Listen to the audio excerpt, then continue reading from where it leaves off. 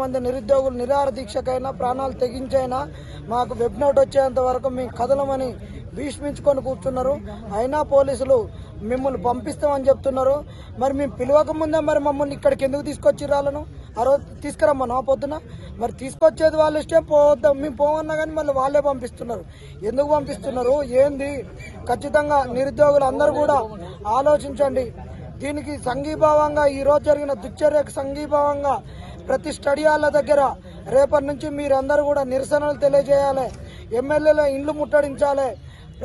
కాంగ్రెస్ ప్రజాప్రతినిధులను ఎక్కడికి కదలనీయొద్దు. అందరూ కూడా ట్విట్టర్లో క్యాంపెయినింగ్ చేయాలి. రాహుల్ గాంధీ చేసినటువంటి మన వాగ్దానం ఏదుందో దాన్ని రాహుల్ గాంధీకి తెలియజేయాలి, ప్రియాంక గాంధీకి తెలియజేయాలి. చలో ఢిల్లీకి వెళ్దాం, అక్కడి నుండి చలో వయనాడుకి వెళ్ళి 200 మందిని అక్కడ నామినేషన్ వేద్దాం. ఖచ్చితంగా దీన్ని ఉధృతం చేయాలి. ఈ వారం రోజులలోనే తాడో పేడో తెలుసుకోవాల్సిందే. ఈ ప్రభుత్వంతో మనల్ని వాళ్ళు చులకన భావంగా చూస్తున్నారు. అట్లా చూసిన వాళ్ళకి గతంలో ఏ గతి పెట్టిందో తెలుసు. ఇప్పుడు ఇంకా నాకు ఎన్నికలు ఇప్పుడు లేవు కదా అనుకుంటున్నారు. ఖచ్చితంగా స్థానిక సంస్థలలో ఈ బీఆర్ఎస్కి అయితే ఏ విధంగా వ్యతిరేకంగా పనిచేసినామో ఖచ్చితంగా ఈ కాంగ్రెస్ను పొందబెట్టడానికి కంకణం కట్టుకొని కాంగ్రెస్కు కూడా స్థానిక సంస్థలలో తగిన బుద్ధిని తెలియజేయాల్సిన అవసరం ఉంది. ఆ విధంగా కూడా మా అడుగులు పడతాయి.